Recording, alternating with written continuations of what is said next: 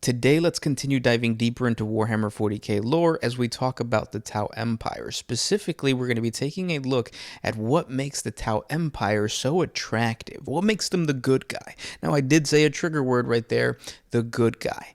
Because the Tau Empire is so inclusive to other races within the galaxy, there's been a lot of hate by the players of Warhammer 40k to this one faction. So before we get into the good stuff of the Tau Empire, let's talk a little bit about the hatred that is deep-seated within every wargamer who plays Warhammer 40k. Now, the reason that I think the greater good seems to be despised by the 40k community is because the faction as a whole gives off an entirely different tone to the rest of the universe. Let's start by looking at the backstory of each faction, because a common trait with all of them except the Tau Empire is a backdrop of an earlier period, usually a golden age that came crumbling down, and now they are either lamenting over their loss or are struggling to keep what is left from deteriorating even more. For example, you have the dying Craftworld Eldar that survived the fall of their empire and are now cursed to wander the galaxy aboard their giant ships, desperately attempting to stand vigil over the galaxy that was once theirs, while simultaneously hiding from she who thirsts. You also have humanity, who was left leaderless by the galactic civil war that brought an end to the Great Crusade and regressed their society into a backwards, religious, and bureaucratic mess where no one trusts each other and their biggest threat usually comes from within. Even the orcs have a bygone era where they were once the Krork, a unified and dangerous force capable of going toe-to-toe with the Necrons, another faction that was once completely unified and had an entire ancient history before their great sleep. However, when you look at the Tau Empire, they haven't reached their zenith. They are on an upward trend as a major power in the galaxy. Their story is one of prosperity and growth, and there is no established greatness to look back on, which to some might feel like there is less richness in their lore, because there isn't anything to discover about their past. And sure, you could argue that the mysteries of the Ethereals should be enough, but it's not like the Ethereals belong to a greater empire. They simply appeared, and the story goes from there. And this lack of a great historical fall brings me to another reason why the Tau Empire is so disliked. Without a golden age, the faction lacks the strong emotional aesthetic that each faction portrays so well. There is no sense of melancholy with the Tau Empire like there is with so many other factions. The Imperium has the crumbling Gothic aesthetic that makes us think of how religion was once such an important part of Western culture. The Necrons have the sci-fi yet weathered monolithic aesthetic that makes us think of the ruins of ancient Egypt. The Eldar have the mysterious connection to the Immaterium that is so similar to the mystic and druidic practices of primitive man. And all of these create a sublime aesthetic that draws our attention to the environment created by each faction's story and gives us a sense of bittersweet pleasure at seeing all of the decay and loss of a culture. The Tau Empire fails to trigger this emotional response because it doesn't contribute to creating a grimdark aesthetic. So to put it simply, the lore of the other factions make players feel a strong emotional connection to their armies, while the Tau Empire struggles to make their players feel like they are a part of a grander history. Another big reason why the Tau get so much hate is that their technology doesn't match the design of the other factions in 40k. Besides giving off a clean-cut mech design that is more similar to anime and manga rather than the dark and bizarre designs of the other factions, the tech of the Tau is also centered around real-world technology. In other words, the lore places a higher emphasis on the engineering capabilities of the Tau Empire and not the mystical powers of the warp that most other factions use. Their technology comes off as way too practical to fit in the science fantasy universe where psykers and sorcerers exist. This also creates a major shift from the human-centric and monochrome design that most of the old heads are used to the mechanical and bright-colored aesthetic, furthering the science over fantasy feel of the entire faction.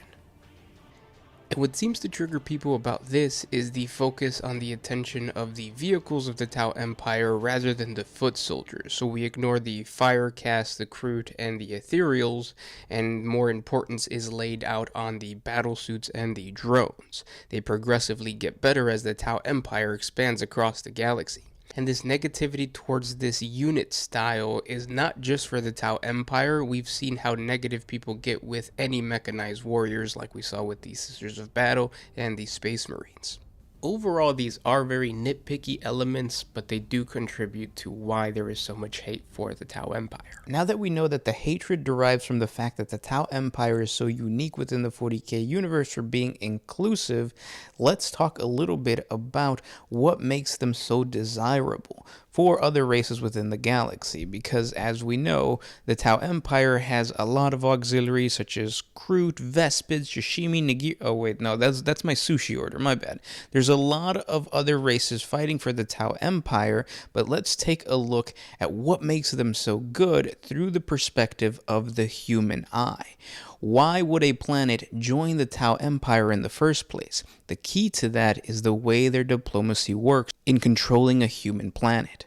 The Tau Empire is no stranger to planetary conquest, but unlike so many other intelligent species that wage war in the Milky Way galaxy, the Tau's control of a planet doesn't mean a genocide for its native population. The greater good teaches cooperation with non-Tau life forms, so long as they adopt and adhere to their teachings. From Vespids to the Demiruk, hundreds of Tau-controlled planets are home to a diverse population of xeno life forms that live side by side with the Tau. Humanity is no stranger to cooperation with the Tau. Many planets, once controlled by the Imperium, have been captured or turned over to the Tau Empire as its spheres of expansion drive deeper into Imperial space. These human populations more often than not willingly join the Tau Empire, as it is a way to escape the stagnant and bureaucratic oppression of the Imperium of Man. These Imperial traders are referred to as Guevesa, which translates to human helper in the Tau lexicon. Because the greater good is designed to be so inclusive, many human worlds willingly fight to expand the Tau Empire and contribute all they can to help strengthen the greater good. Turning away from the Imperium is not something that happens overnight. For many Tau-controlled human planets, the conversion is done slowly, often through very subtle acts of diplomacy that inch the ruling planetary governor towards accepting the Tau Empire's invitation. While it is the Watercast's intention to be diplomatic and peaceful, the nature of these complicated and delicate matters sometimes calls for acts of subversion and violence in order to convince the human population to accept the greater good. One example of this complicated game of diplomacy was seen on the now Tau-controlled human world of Zorkon in the Ultima Segmentum. Zorkon was once a glittering jewel of the Imperium, existing beyond the core world borders of the old Jericho sector, but owing fealty to the Lords of Veronis. In common with only a handful of other worlds in the Jericho Reach, Zorkon remained faithful to the Pax Imperium, even after the last Imperial Navy warship abandoned the region and the sector's Age of Shadows began. When the Tau discovered Zorkon, the Watercast knew immediately that they would not easily usurp the population's faith in their distant, yet still present God Emperor, and so they concocted an ingenious plan.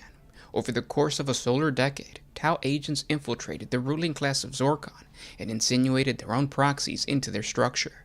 By way of a series of assassinations, painless re-educations, and subtle coups, Tau agents took over the planetary government without the populace ever knowing of it. In fact, the average citizen was entirely unaware of the Tau, and ignorant of the fact that the world was entirely in the thrall of the Tau Empire, and only the very highest places in the government actually knew the facts. The Watercast fully intended to slowly usurp the Imperial Creed, which has endured in Zorkon for many thousands of Terran years, yet they know they must do so slowly, lest the people rise up in rebellion. To date, this program is only partially complete, and the Tau have gone to great lengths to ensure that the Imperium will not discover the world and upset their plans. For the Tau, this is a waiting game they are gladly playing, as the planet's resources are already aiding the Tau Empire, and its population is unknowingly preparing to rebel against its own people and cast aside the shackles of the Imperium. And then there are always some human planets that instantly realize the advantage of becoming part of the Tau Empire. Their technological advancements and the fact that they embrace innovation and enlightenment is an easy sell for the oppressed human masses. These worlds are often transformed into magnificent utopias compared to their former status in the Imperium. Such was the case for the Tau human-controlled world of Tusa Malor, a once populous planet that was transformed by Earthcast architects into a shining example of Tau civilization and enlightenment. Few sights in the galaxy are as magnificent as the skyline of this planet's vast equatorial city. Stretching around the desert world's circumference, it houses millions of Tau settlers and the great edifices of learning and government. A small number of ethereals and ambassadors gather in the kilometer-high edifice known to the human population as the Transcendents. Each caste has its own district in the equatorial city, from floating tethered platforms of the air caste to the bronze-walled fortresses of the earth caste. Several billion humans that continue to call this world home live in the cities cut from the rocky desert by the imperial pilgrim settlers that came here thousands of Terran years before. Every city has a Tau quarter of glittering spires and grand pavilions where the human leaders gathered to listen to the wisdom of the Tau ambassadors. One of these cities, Beldar, is home to the Geyretha, a research institute and university to which the Tau transport all the brightest and most talented humans to educate them in the Tau philosophy and technology. And strangely, attached to this university is a place which the Tau declined to name, but the humans call Lacuna. This underground research facility is where the Tau conduct psychological experiments on human prisoners, or so it is said. The results of these experiments supposedly help the Tau refine their methods of social manipulation, but no one can be sure, since any who utters any thought vanishes completely, possibly into the Lacuna itself. And then there are those human worlds that eventually grow dissatisfied with the Tau's presence on their planet. In these situations, the Tau have already spread through every facade of society, and the rebellion would more than likely end in failure and death for the human nobles or the elites. So now that we can see how the Tau Empire controls a human world, let's talk about the life of an individual human within the Tau Empire. What makes this faction so desirable to these humans, aka Guevesa? As part of the Tau Empire, you will be filled with purpose from the moment of your birth until the day you pass on into the afterlife. This is all thanks to our perfectly designed caste system. We employ a caste-based social system that places the good of the many over the good of the few. Our structured caste system is designed to have a special place for all members of its society, from the non-Tau engineer to the Tau-born diplomat.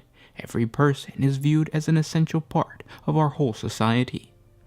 Our society is broken up into the fire, earth, water, air, and ethereal caste, and while our social standing is based on these castes, not one single individual is more important than the whole. Everyone in the Tau Empire is provided all their needs. In our society, no one is royalty, they simply have different roles to play, and everyone has equal access to health, education, and food. As a citizen of the Tau Empire, you will never grow hungry, you will never worry about being sick, and you and your children will always be educated. The actions you take will never feel like tasks done without meaning. All your goals and accomplishments will benefit the people around you. Each day, you will be showed how your work goes to the betterment of our society. Because of this, the feeling of the empty, pointless life is scrubbed away from the minds of all of our citizens. Depression is unheard of in Tau society because you see your life for what it really is, meaningful. When it comes to employment, our empire promises jobs for everyone, and these jobs give equal opportunities for growth. No one is favored in your job role. Everyone is expected to produce the best they can. This doesn't mean we don't have titles or we don't value competition, but everyone chooses to work hard in Tau society. Companies in our society will never go out of business if their goods or services become useless.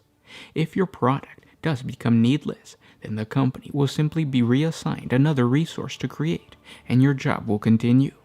This is because there is no private enterprise in the Tau Empire. Everything is run by the people for the people. You will never be fired from your job. You will always have the peace of mind that comes along with the knowledge that there will always be plenty of work opportunities if your current role is not a good fit for you. But of course we guarantee you that you'll love your job. Your workplace will always be as safe as possible because all Tau are trained properly for the tasks they are assigned. And with no fear of losing your job or position, there is no fear of reprisal if you report dangers or unsafe procedures. Crime in our society is also extremely low. The majority of crime that you're used to occurs out of necessity. In Tau society, no person is coerced to commit an illegal offense to make sure their bills are paid or their family is fed, because all of these things are guaranteed in our society. Instead, you will have the peace of mind that comes along with the knowledge that there will always be a safety net for you to fall back on. In our society, you will always find someone to start a family with.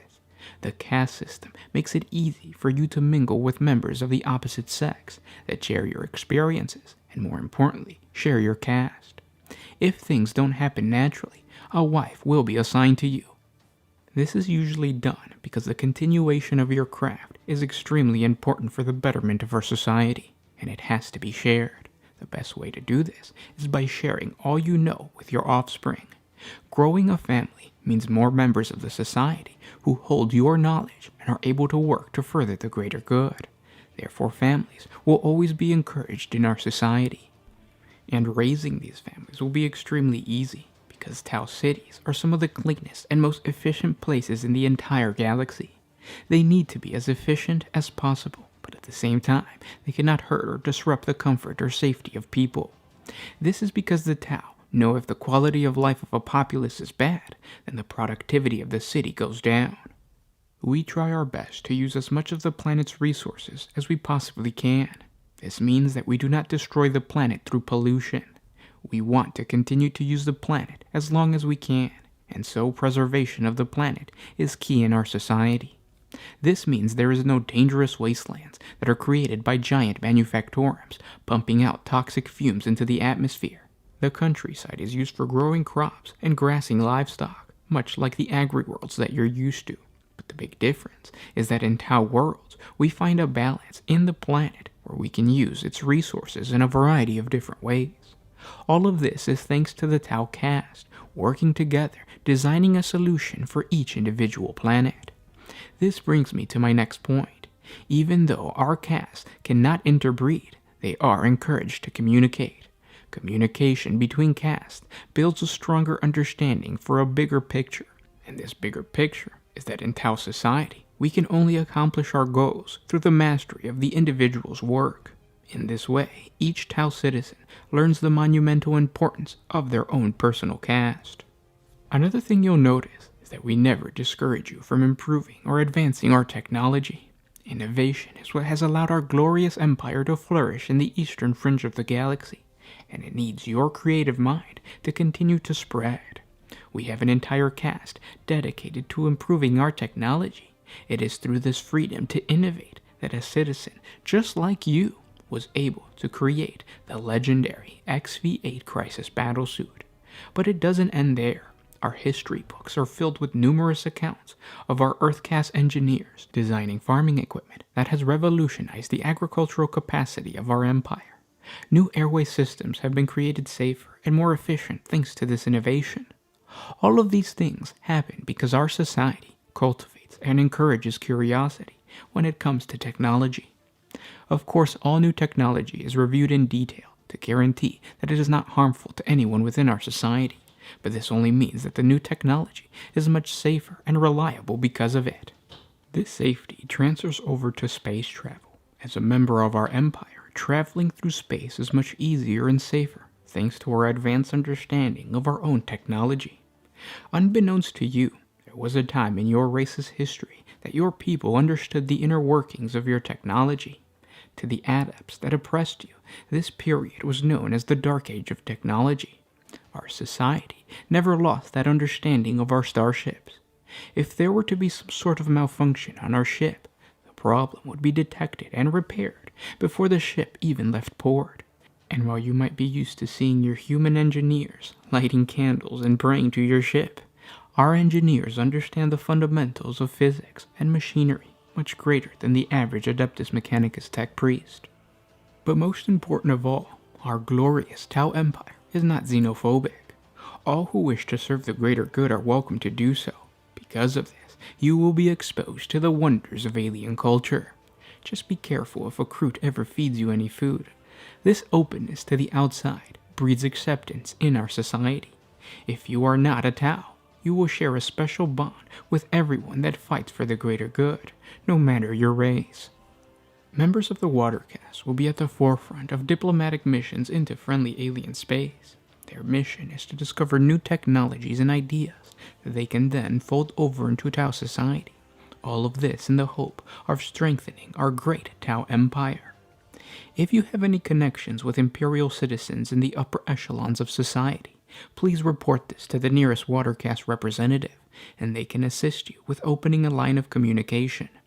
We encourage all citizens to invite all those that might be open to talk with our glorious empire, and make sure to remind them that we are tolerant of most religious practices found on non-Tau worlds. While we might frown upon certain rituals or beliefs, the greater good does not force you to give up the devotion to your God. Remind these people that if they are trying to escape the belief system that has been pushed upon them and their families, the Tau Empire is the perfect place to be free. There is no need to pretend to worship anyone or anything anymore.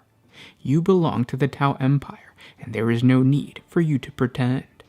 You will always be protected in the Tau Empire. All resources are spent on increasing the Empire's defenses and ensuring it has enough weapons, trained soldiers, and armed vehicles to defend itself against any threat. With all of this said, we want to remind you that in the Tau Empire, you will always find happiness, not the type of happiness that comes from a throne room or a magic stone or even from material things. In the Tau Empire, you will always find the happiness that comes from the knowledge that working hard is the most honorable, noble, greatest, and most beautiful virtue because you're doing it for the greater good. Now, this almost overbearing sense of protection, safety, and control that the Tau Empire provides to most human-controlled planets or any other auxiliary force makes it easy for us to understand why the Tau Empire is something that most other races wouldn't mind joining within the galaxy of Warhammer 40K, a galaxy completely engulfed in war. Now let's get into some theories. What if the Tau Empire were to conquer the galaxy? Could they do it on this good faith, on this ability to just fold over race after race into the greater good? I'm not gonna lie to you guys, the Tau Empire as a major power in the 40K universe is pretty weak. The Imperium almost single-handedly wiped them out during the Damocles Gulf Crusade. They don't have the numbers to fight prolonged wars of attrition against swarm armies like the Tyranids or the Orcs. They haven't mastered faster than light travel, so factions like the Necrons and the Eldar would just run circles around them, and they basically are fighting blind against the reality-bending powers of chaos, because they lack the basic knowledge of what demons are. But even with all of these disadvantages, the Tau Empire has the potential to overcome all of these threats, kind of. In my previous theory videos, I always tell you guys that I want to do my best to stay within the boundaries of what is plausible given the current lore in 40K. And when it comes to the Tau Empire controlling the galaxy, it's difficult because I don't want to make things up in order to fit my vision as to how they can become a better faction. Examples I've seen in other fan theories is that the Tau discover a way to biologically control the Orcs and then use them as a warrior race, or finding a psychically powerful auxiliary force that gives them access to warp travel. These are all awesome theories, but they have a lot of gaps that break the lore. So before I go into my theory, I want to be clear to all the fans rooting for the greater good that my intent is to improve the Tau's martial potential given what already exists in the lore. So let's begin by laying out my theoretical scenario that would place the Tau Empire in the best possible position to conquer the galaxy, and it starts with the Necrons. Now, I don't believe that the Firecast and all of its supporting bodies could defeat a crown world, basically one of the capital tomb worlds of a dynasty, especially if it's a fully awakened crown world. The sheer power and size of the Necron armies that are charged to guard these galactic hubs would be too much for the forces of the Tau. But during their spheres of expansion, it is very plausible for the Tau Empire to come across and colonize a fringe world or even a dormant core world that either through force of arms or sheer luck has been subdued and its activation protocols shut down or delayed. Let's keep in mind that a good chunk of tomb worlds succumb to the decay caused by some malfunction during their long sleep, so these broken, minor tomb worlds could give the Tau Empire the opportunity to deconstruct and adopt the very powerful technologies used by the Necrons. And I know what you're thinking. It's easy to say that the Tau Empire could simply adopt this highly advanced Necron technology, but do they have the resources to do so? And the answer is surprisingly yes. Unlike the xenophobic Imperium of Man that despises technology that humanity didn't create, the Tau Empire would gladly adopt new forms of technology as long as it serves the greater good. And they aren't like the Eldar whose arrogance and fear of xenotechnology pushes them away. The Tau go out of their way to figure out how alien technology can be used to innovate and improve their current state. To further this progressive agenda, the Empire relies on the Earthcast to appropriate new technology into the Empire.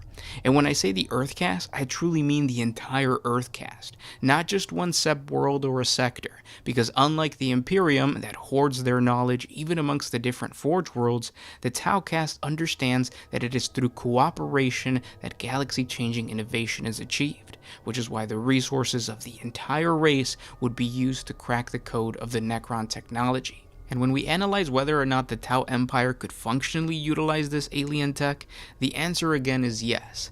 Unlike the Eldar Wraithbone that require highly psychic beings to mold and operate, or Orc tech that relies on the strange green-skin Luck-Wog energy, or even the Imperium self-imposed limitations that deny the use of AI and require all tech to be somewhat organic, the Necron technology is all grounded in the real world.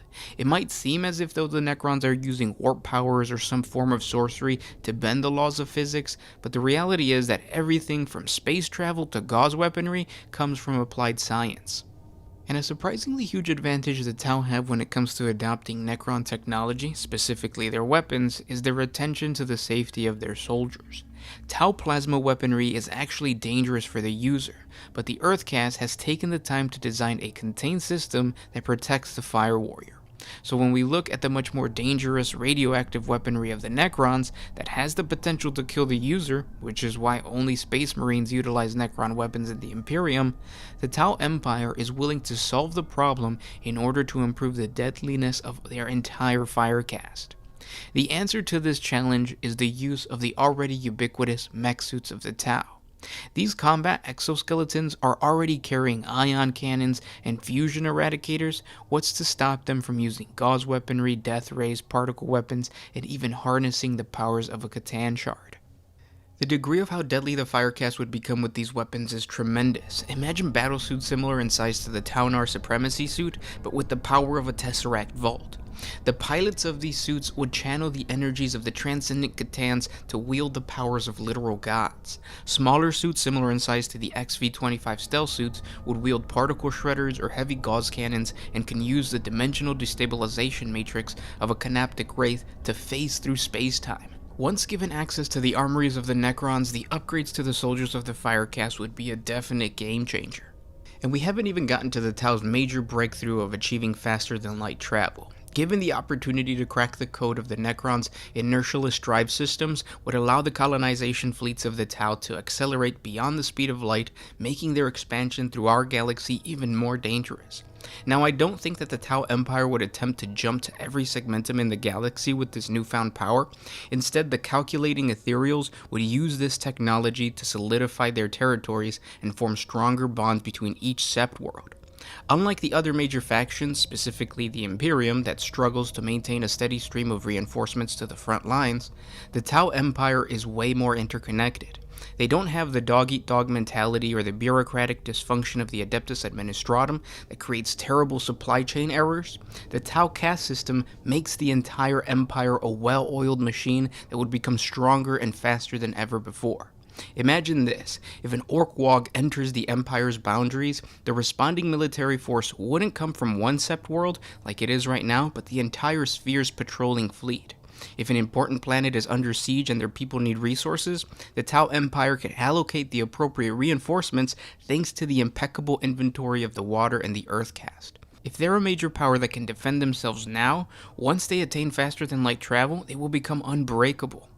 The other incredibly powerful piece of Necron technology that the Tau Empire would use to not only conquer real space, but also finally become a threat to the forces of chaos, is black stone. This is the same material that made up the Cadian pylons and what is currently being used in the Pariah Nexus by the Necrons. It's an ancient substance used during the War in Heaven that has similar effects to the Pariah gene.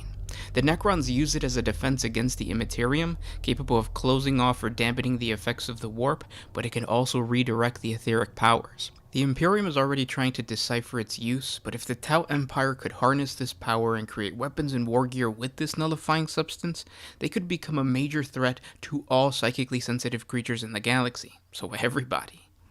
Now let's talk about the major improvement Tau drones would receive once integrated with Necron technology. They already assist the Tau in almost every aspect of warfare, from targeting systems to medical support, but with the Necron's command protocols, it would greatly improve the drone's ability to synchronize with each other, similar to canoptic scarabs, and it would solidify the Tau's control over their artificial intelligences, because let's face it, everyone has been waiting for the drones to turn on the Tau, just like the Men of Iron turned on humanity. But if the command protocols have been able to hold together the Necron legions, they can do that for the Tau drones. Once the Necron's technology is disseminated throughout the entire Tau Empire, the galaxy would be facing a well-armed, highly coordinated, and conquest-driven faction, a Tau Empire capable of becoming the major power in the entire galaxy. Now, of course, all this is just theory. Games Workshop would not allow the Tau Empire to conquer the galaxy, nor could it really be supported within the lore if you think about it, because as we dive deeper into the lore of the Tau Empire, you realize that there is some type of terrifying nature to being part of the greater good. Oppression in Tau society begins before you are even born. In Tau society, permission must be granted to the mother and father before a child is conceived. Population and gender ratio dictate the birth rate in a Tau society. If a Tau world has an overpopulation of Earth caste, the ethereal caste will place a restriction on the amount of civilians that can have children. Similarly, if a caste like the Fire caste needs a boost in their ranks, then a massive campaign to parent more children will begin. Each caste must have a specific gender ratio. While all castes allow all genders to work for the greater good, a specific male to female ratio must be monitored to assure offsprings can be readily available if the need arises. This means that if too many of one gender are present in a given population, the ethereal caste will demand the birth of a specific gender to balance out the caste. While it is most common to have genetic manipulation to change the gender of the child before it is born, in less advanced Tau worlds, the practice of euthanizing Tau children that are not desired by the ethereal caste is known to occur. The caste of each Tau civilian is not a choice, it is determined by the ethereals and is enforced through years of social engineering. Castes are forbidden from interbreeding, meaning that children born of different castes must be destroyed. The intense social engineering causes biological differences between each caste. These physical differences are encouraged in Tau society, much like ancient Terran humans breed canines on Terra. This leads to certain castes suffering from specific genetic disorders and illnesses. For instance, the Air caste has weak and brittle bones compared to other castes. The Fire caste lifespan, even for non-combatant individuals, is much shorter than normal. Once born, the Tau must dedicate his life to the mastery of the skills decided upon by either the highest-ranking individual in his caste or the ethereal caste. What this means is that the Tau civilian has no choice as to what he will specialize in for the rest of his life. Menial jobs have to be filled, and so many Tau civilians will be stuck performing low-ranking jobs until their death. Tau, born in the Water caste for example, will never be skilled in the art of air travel or engineering. The same goes for an Earth caste civilian, who will never have the chance to negotiate on behalf of the Tau Empire, regardless of the Tau's natural abilities. On certain Tau worlds, the average Tau's life will be completely controlled by some outside power. Oftentimes, they will be expected to perform the same task over and over without the opportunity to change or even advance their profession. Once you are assigned a job, leaving that job is not up to you. Quitting or neglecting to do the job will result in severe punishment, sometimes even extermination. And that is extermination of your life, not your job. Goals and quotas will be strictly enforced, and workers or farmers will not have any say in what is expected of them. Food shortages, natural disasters, and war will implement harsh working conditions to the point of exhaustion. Farmers will tend to crops, yet see no benefit from the yield they harvest. Production requirements will double with little to no explanation, and strict civil right restrictions will be implemented without a moment's notice. The control a normal Tau civilian has over the world around him is non-existent. Even the concept of a home is simply an illusion. At any moment, the ethereal caste may take away your property, even your fundamental rights as a civilian of the Tau Empire. Because the ethereal caste always has the last word, and decisions made even by the highest-ranking council members of other castes will be overridden by the ethereal caste. Years of planning can go into a project that has been approved by all caste members, but if the ethereal decides, he could throw all that hard work away with a simple order. Failure to follow orders leads to severe punishment, but disobeying the orders of an ethereal is seen as treason to the Tau Empire and the greater good. Any Tau found to be acting in treason will be ordered to a rehabilitation program. Rehabilitation programs are camps where you will relearn why the Tau Empire needs the greater good. At first, you will go through the history of the Tau Empire. You will be reminded of how divided and primitive the Tau race was before the ethereal caste and the greater good. You will be inundated every day with propaganda showing you the benefits and achievements of the greater good. You will be re-indoctrinated into believing that you could not exist without the glory and strength of the Tau Empire. If this indoctrination process does not work, you will move deeper into the camp, and at this point, it will be determined if you are required to be made an example of. If your return to obedience is required to keep the other Tau civilians in line, then you will be prepared for the role.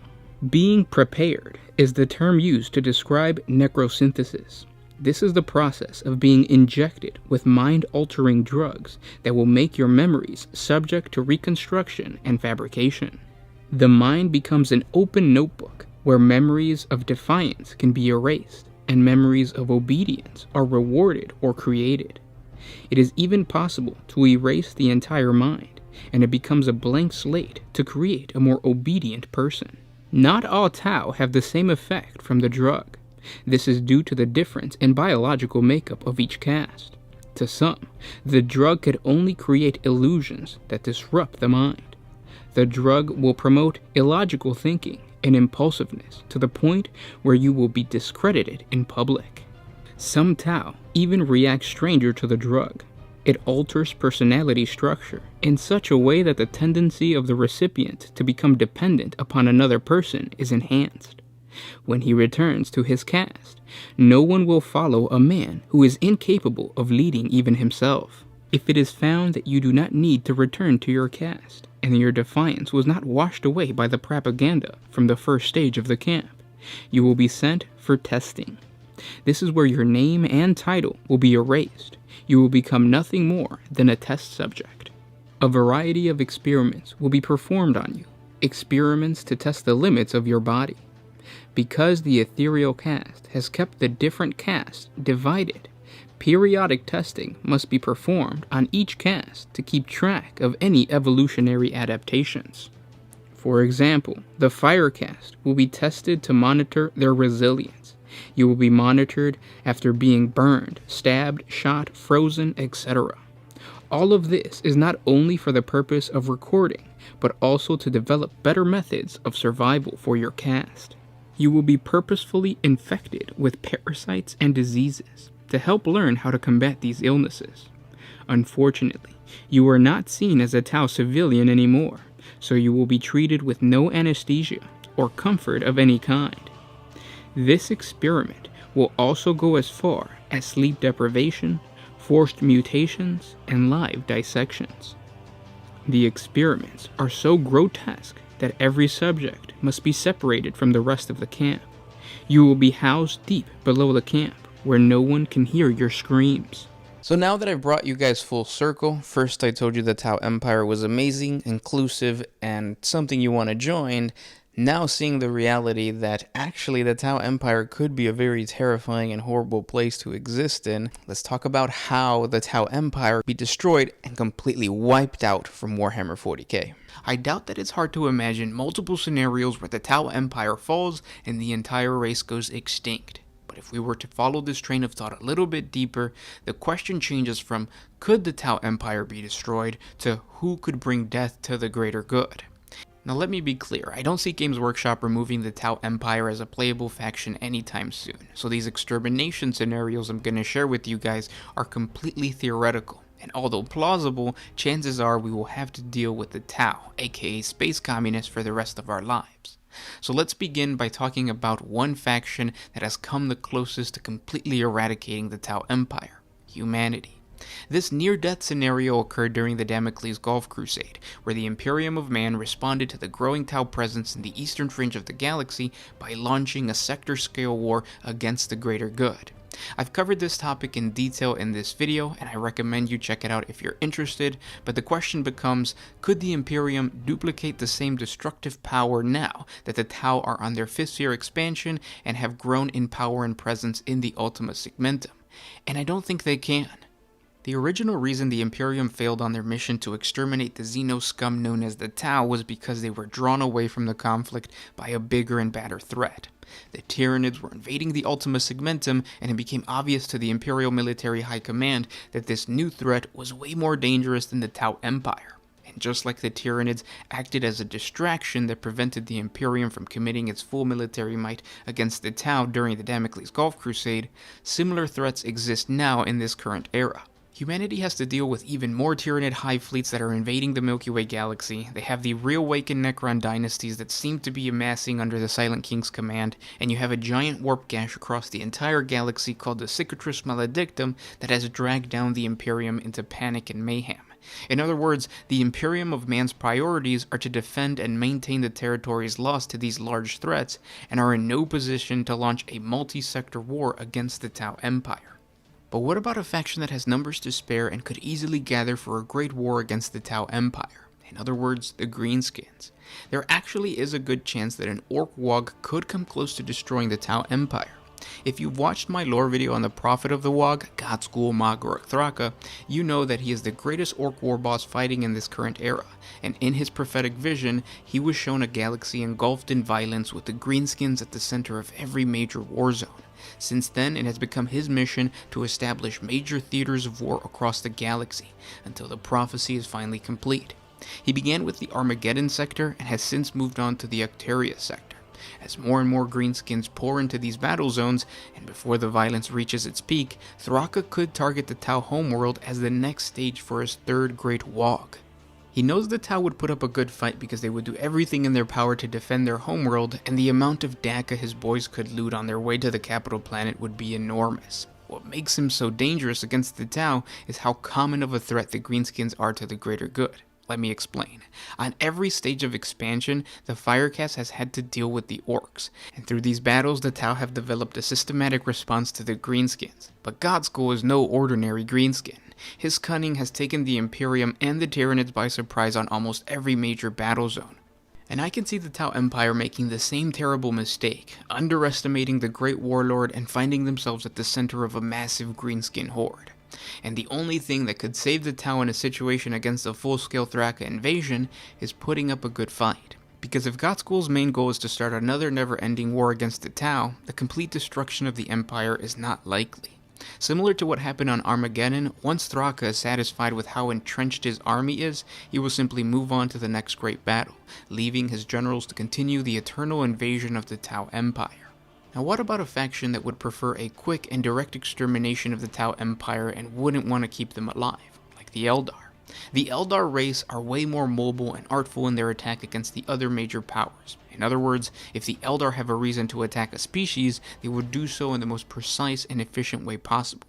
However, we've only seen small-scale battles between the Eldar and the Tau Empire, and this is because the Eldar don't really seem to care about the greater good. They have no desire to stop them from expanding across the galaxy as long as they stay away from their craft worlds. They don't even contemplate joining the greater good, and their technological and psychic presence compared to the Eldar presents zero threat. Now, I could see small skirmishes continuing to break out between the two factions, but for the most part, the Tau are not even a second thought to the ancient and prescient Eldar. And when it comes to the Dark Eldar, their perception of the Tau Empire is that of a herd of cattle, to be used as a source of substance for their pleasure, not as a race that possesses any significant threat to their way of life.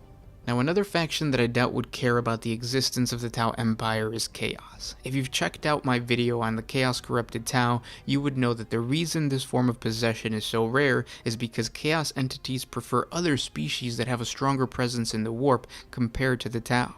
Even when the Tau have entered the Immaterium, the Chaos Demons assault their ships and go straight for the Tau auxiliaries, completely ignoring the Tau themselves. With such an undesirable soul, the Chaos Gods wouldn't bother trying to eradicate the Tau Empire, because just like the Eldar, they don't seem to be a threat worth destroying. However, this insignificant presence in the warp, coupled with their affinity towards technology, is a reason why this next faction could easily target the Tau Empire for extermination. I'm talking about the Necrons. As more and more dynasties awaken from their great sleep, the more conflict that would arise between these two factions. This is because the Tau have unwittingly colonized the territories that once belonged to the Necrons, and the overlords do not feel like negotiating over these lands. To them, the Tau are intruders, and they must be kicked out. And when you compare the military technology of the Tau versus the Necrons are far superior. The only chance for survival the Tau have against the Necrons is if they are used as biological vessels for a reverse biotransference process, but that might not be the goal for all Necron dynasties. And finally we get to the Tyranids. The Great Devourer has bulldozed through the galaxy and destroyed entire races like the Squats and the Zotes, so consuming such a static empire like the Tau would be no problem for the Tyranids. And given that every single major battle against this threat has had to be a military feat of cooperation between various factions in the 40K universe, the Tau don't stand a chance against the Tyranids. And with the death of the Tau Empire, that concludes our deep dive into Tau lore for now. If you guys enjoyed this video, don't forget to hit the like button, subscribe to the channel, hit the bell notification icon, share with your friends, and also comment down in the comment section below. I feel like the comment part doesn't even have to be said. There's a lot of people that are going to be raging in the comment section when they hear the first part of this entire video. Now, if you guys want to support the channel, you can by giving us a super thanks in the description below or supporting us on Patreon. Also, the link is in the description below. Thank you guys so much for listening, and we'll talk tomorrow. This is Gersh1 with One Mind Syndicate signing out. Always